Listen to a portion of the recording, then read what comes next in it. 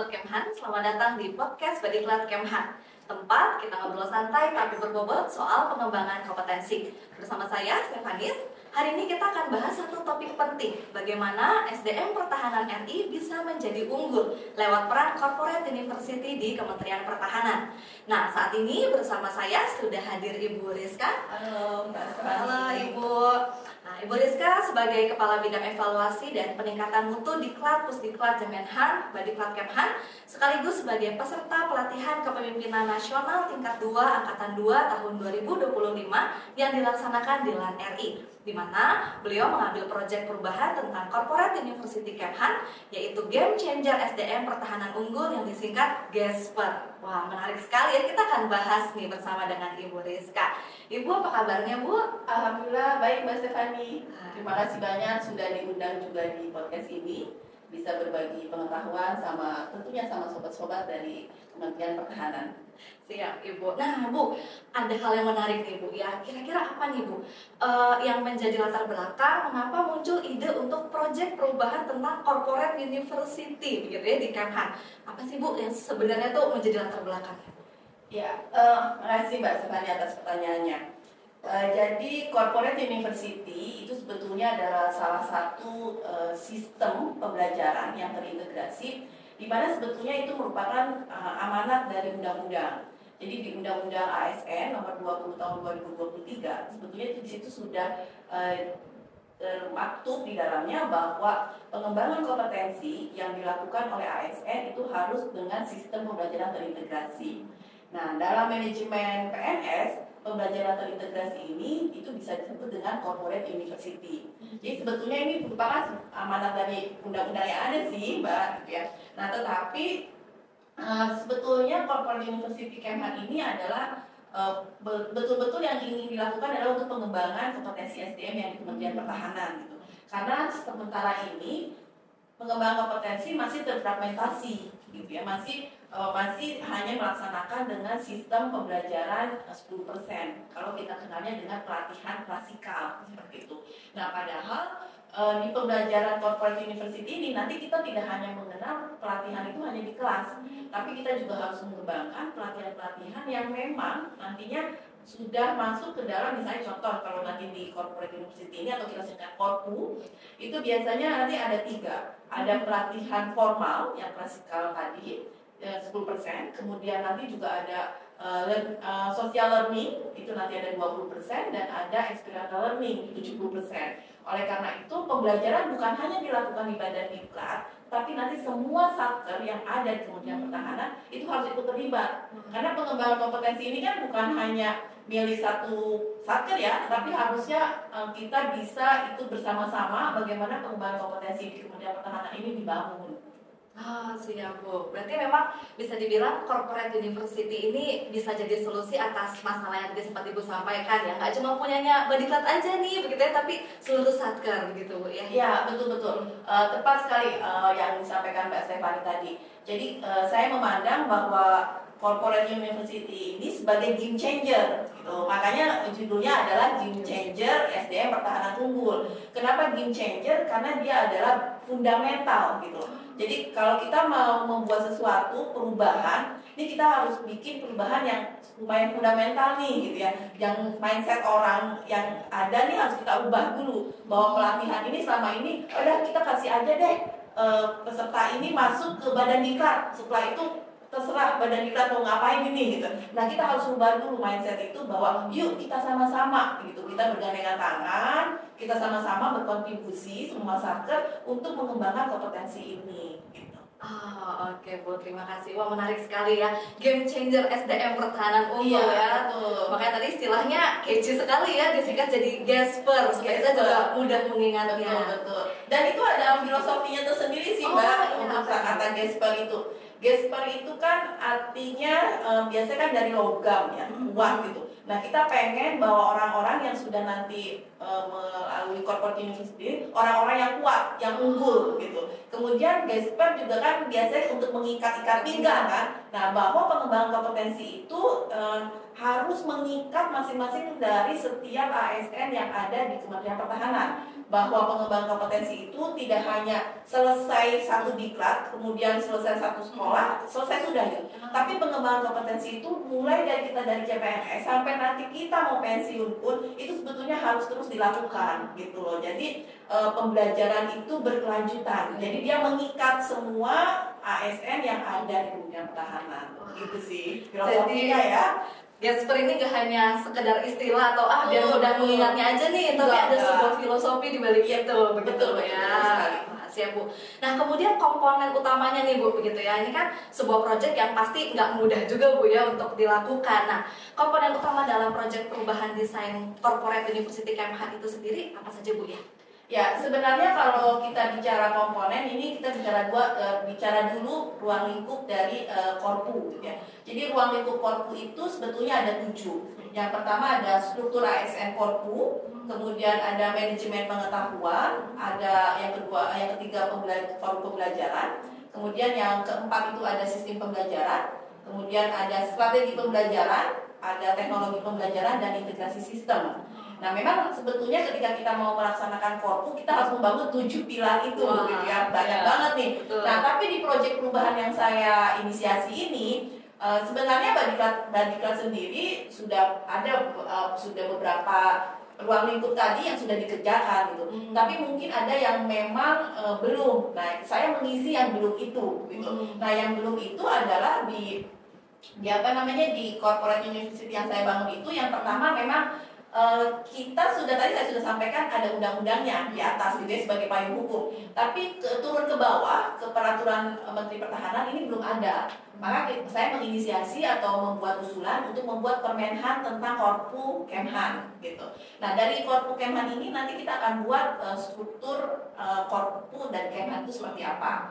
Itu yang kedua. Kemudian yang ketiga adalah kita sebenarnya di Badiklat sudah punya pedoman kurikulum. Nah, hanya pedoman kurikulum yang ada, sekali lagi, ini baru yang 10% tadi, Mas Ekani, yang saya bilang pelatihan-pelatihan klasikal ya. Baik itu klasikal itu bukan hanya ada di kelas, tapi yang PJJ pun itu sebetulnya termasuk dalam pelatihan yang 10%. Karena tatap mukanya kelas, tapi kelasnya hanya virtual kan gitu. Nah, tetapi belum ada yang untuk pelatihan yang social learning dan experiential learning. Nah, pedoman kurikulum ini karena ini mau konsep Korpu, maka ini harus ada dilakukan revisi. Yang nantinya pedoman kurikulum ini menyangkut ketiga konsep tadi, ya, mulai dari formal, kemudian sosial dan experiential learning.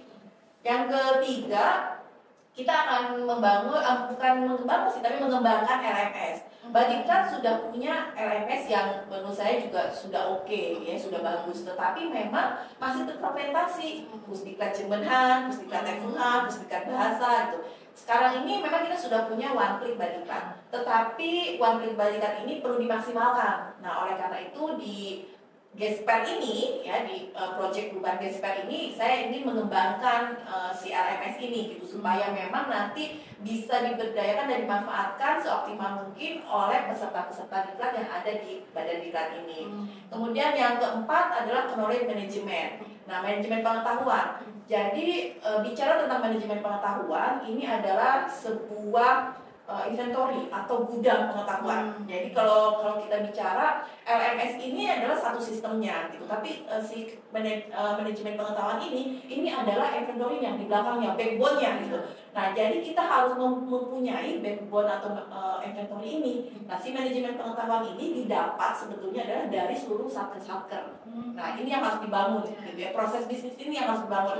Jadi kita harus melibatkan satker-satker lain untuk mau mengirimkan pengetahuan-pengetahuannya, baik tacit knowledge maupun explicit knowledge kayak gitu. Dan yang terakhir, memang di proyek perubahan saya juga membangun learning forum. Saya pengen mengembangkan atau membangun bahwa yuk kita jadi organisasi yang memiliki learning organization gitu. Jadi organisasi pembelajar. Jadi di mana kita semua di semua organisasi itu menganggap bahwa belajar itu ada sesuatu yang kebutuhan yang penting gitu loh. Itu sih sebetulnya. Bu ya. Berarti tadi ada sekitar 5 komponen utama yang sedang mencoba untuk diusahakan ya, dari 7 yang dibutuhkan, kita sudah ada 2, tinggal 5 lagi nih mau dikembangkan begitu Bu ya. Nah, bicara terkait dengan implementasi nih Bu ya, apa saja Bu program atau mungkin kegiatan yang sudah dijalankan oleh Corporate University Kemhan sejauh ini? Ya, karena memang kita belum memiliki permenhannya, tentu kita memang belum meluncing ya Korpu ini gitu. Tetapi pada proyek perubahan yang saya buat ini, karena ada di proyek perubahan itu ada jangka pendek, jangka menengah, dan jangka panjang. Nah, pada jangka pendek ini memang saya membuat regulasi draft regulasi. Kemudian juga pada jangka pendek ini juga saya sosialisasi dan diseminasi. Karena memang Korpu ini masih sesuatu yang baru gitu ya, dalam tanda kutip. Kadang orang masih bingung terkait dengan kata-kata universitinya gitu ya. Mungkin bahasa Fani kalau misalnya bukan ada di badan diklat, kita pikirnya ini universitas apa, bangun apa gitu. Kemhan itu kan udah punya universitas pertahanan, kok ada corporate lagi university gitu. Nah, padahal sebenarnya ini, jadi ya, saya harus juga mendesiminasikan, mensosialisasikan ke teman-teman atau sobat-sobat Kemhan itu bahwa corporate university ini bukan sebuah universitas loh, tapi ini adalah sebuah entitas atau strategi pembelajaran. Nah, saya harus melakukan pemahaman-pemahaman itu terlebih dahulu, jadi dilakukan sosialisasi dan desiminasi. Dan ini pun nantinya juga akan berkesinambungan terus-menerus berkelanjutan, terutama kepada para pimpinan-pimpinan yang ada di satker-satker. Ya, sekali lagi ini bukan kerja sendiri untuk Badiklat, tapi ini adalah kerja bersama gitu. Jadi oleh karena itu supaya orang mau ikut bekerja, tentu kan orang harus paham dulu ya apa yang kita lakukan gitu. Dan juga memberitahukan bahwa ini bukan nantinya akan berdampak dan memiliki impact kepada masing-masing satker itu gitu ya. Nah, tentunya nanti kinerjanya pun akan meningkat. Nah, itu yang coba dilakukan terus menerus, dan tentunya ingin juga merubah budaya organisasi supaya mereka, tadi sekali lagi, kita menjadi organisasi pembelajar gitu. Kemudian pendekatan ini apakah hanya menyasar kepada ASN saja dari Kemhan, TNI gitu ya, atau menjangkau TNI juga nih? Ya, kita memang kalau dari atas itu bunyinya adalah ASN Korpu gitu ya. Nah, tetapi ketika masuk ke dalam Kementerian Pertahanan, ini perlu ada adaptasi yang tinggi gitu ya. Kenapa? Karena kita tahu persis bahwa di Kemhan ini bukan hanya sumbernya dari ASN, tapi kita juga dari TNI, dan kita harus betul-betul bekerja sama yang baik, karena itu menjadi partner ya dalam bekerja gitu. Oleh karena itu, kita juga selalu menyampaikan bahwa ini bukan untuk ASN, tapi untuk pegawai Kemhan. Nah, ketika kita bicara pegawai Kemhan, maka menyasarnya adalah dua-duanya gitu ya, bukan hanya ASN tapi TNI juga. Jadi ini memang nantinya untuk pegawai Kemhan. Nah, lebih luasnya lagi sebetulnya pada jangka menengah dan jangka panjang, kita ingin menyasar juga teman-teman ASN yang ada di Mabes TNI dan Angkatan. Kenapa? Karena mereka sebetulnya adalah PNS Kemhan. Nah, kalau PNS Kemhan, berarti kan kita bicaranya UO Kemhan, UO Mabes TNI, UO Angkatan Darat, Angkatan Laut, dan Angkatan Udara. Nah, ini ke depan mungkin kita akan menyasarnya ke situ. Pasti nggak mudah Bu ya menjalankan ini perubahan yang sangat kompleks begitu Bu. Nah, apa ya Bu yang sudah terbayang sama Ibu sendiri Bu, tantangan terbesar dalam membangun Corporate University Kemhan ini Bu? Ya, itu juga yang dipikirkan tuh banyak kali, karena sesuatu yang baru gitu ya, sesuatu yang baru, kemudian juga melakukan suatu perubahan, itu pasti memerlukan membutuhkan tenaga, waktu, dan pikiran. Kemudian juga pastinya mungkin ada pro dan kontra gitu ya. Tapi yang tantangan terbesarnya adalah perubahan mindset sih, gitu ya. Perubahan mindset dan budaya kerja. Karena kalau alat atau tools itu sebetulnya mudah untuk kita ganti gitu ya. Tapi begitu kita bicara tentang perubahan mindset, itu adalah manusia yang kita harus ubah. Nah, ketika kita mengubah manusia atau perubahan pikiran atau cara berpikirnya orang, itu kan bukan waktu yang sebentar. Dia seperti air yang kita harus terus kalau kita batu gitu ya, terus kita tetesin terus tiap hari, kan lama-lama bisa juga tembus gitu ya. Nah, itulah yang mungkin saya gunakan gitu loh, bahwa kita itu harus terus bisa memberikan pemahaman, terus mengeluh, jangan patah semangat untuk memberikan pemahaman itu. Makanya sosialisasi dan diseminasi learning forum itu menjadi hal yang penting gitu. Karena begitu orang paham gitu dan tahu manfaatnya, itu baru orang bisa bergerak gitu ya. Tapi kalau belum dikasih pemahaman tapi kita langsung ubah, itu malah nanti reaktif gitu ya. Nah, jadi itu yang saya lakukan adalah perubahan mindset dan budaya kerja itu sih. Oh, ya. Dan tantangan terbesarnya ada di situ sih. Di situ ya, di mindset sama budaya ya. Betul. Karena mengubah manusia tadi Iya, bilang kan. betul. Itu kan setiap orang unik ya, dan punya pikirannya sendiri.